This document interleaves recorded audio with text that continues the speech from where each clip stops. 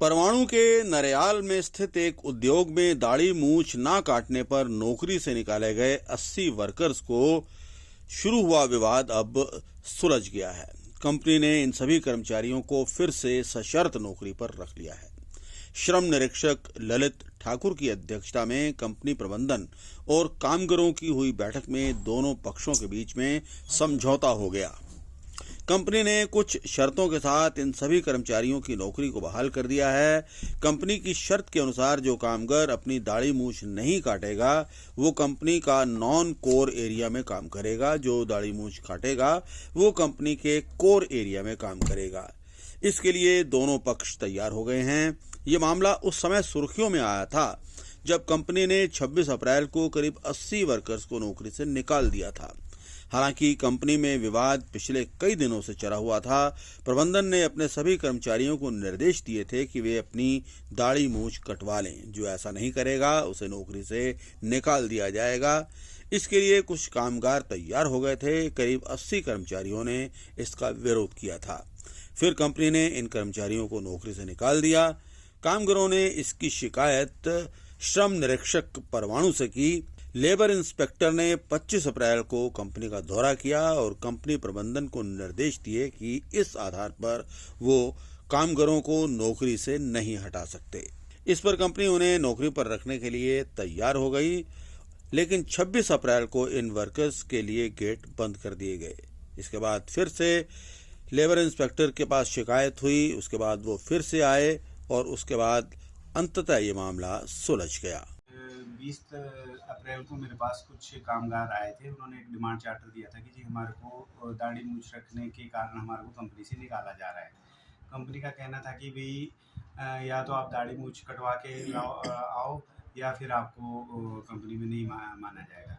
तो मैंने कंपनी वालों को फ़ोन किया तो कंपनी वालों ने मैंने कहा कि भाई इनको इस तरह से आप नहीं निकाल सकते। तो कंपनी वालों ने उनको फ़िलहाल काम पे रख लिया था उसी टाइम पे। तो 25 तारीख को मैं इसी विषय पे उन्होंने जब कुछ वर्कर मेरे पास आए कि सर ये हमें तंग कर रहे हैं, तो मैं 25 तारीख को वहाँ पे गया था।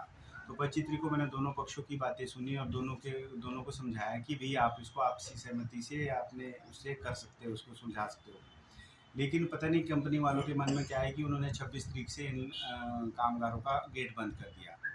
तो फिर फिर वर्कर ने हमें एक लिखित में पत्र दिया कि जी हमारा जो है गेट इन्होंने बंद कर दिया। तो 30 तारीख को मैं दोबारा से फैक्ट्री में गया था और फैक्ट्री प्रबंधन से बात करी। तो फैक्ट्री प्रबंधन ने कहा कि जी हम डिसीजन नहीं ले सकते इसमें, क्योंकि हमारा कोई यूएसएफडीए का कोई मैटर आया है। उसमें वो कोई ऐसी मेडिकल इक्विपमेंट्स बना रहे हैं जो कि सिर्फ मतलब यूएसएफडीए के अप्रूवल के द्वारा ही चल सकता है। तो यूएसएफडीए की कंडीशन है कि सभी जो भी कामगार वहाँ पे काम करेंगे तो उनको दाढ़ी मूछ कटवा करके ही आना पड़ेगा। तो इस विषय पे फिर कामगार इसमें कुछ कामगार तो राजी हो गए कि जी हम दाढ़ी मूछ कटवा लेंगे, लेकिन कुछ कामगार जो है इसमें राजी नहीं हुए। तो लेकिन सभी कामगारों को फिर मैंने कहा कि आप लोग जो है हम 3 तारीख को इस विषय पे दोबारा से वार्ता करेंगे। और 30 तारीख को हमने प्रबंधक पक्ष को ये कहा कि भाई इस वजह से कामगारों का वेतन में कटौती नहीं होनी चाहिए। तो प्रबंधक पक्ष इसके लिए मान गया कि हम 2 तारीख तक सभी कामगारों को जो है वेतन देते रहेंगे और 3 तारीख को जो भी समझौता होगा हमें वो मान्य होगा।